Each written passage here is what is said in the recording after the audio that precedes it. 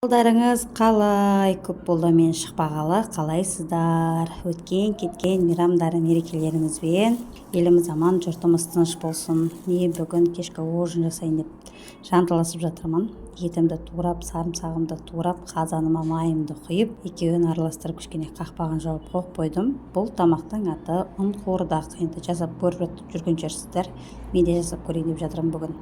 Бірінші рет қалай болады екен. Оның үстіне суымды құйып, қақпағын жауып, кішкене су қайнағаннан кейін картошкамды салып, енді нанына кірісіп жатырмын. Оған жай ғана тұз, су и бір жұмыртқа қосып жақсылап билеп аласыз. Дарыңызды 5 минутқа тандырып қойғаннан кейін осындай жұп-жұқа қылып жайып, сухой сковородкаға екі жағын қарып пісіріп аласыздар. Одан кейін осындай қылып кеспе қылып кесіп аласыздар. Кескен кеспелеріңіз жабысып қалмасын десеңіздер, кішкене арасына май құйып қойсаңыздар, вообще күшті болады екен.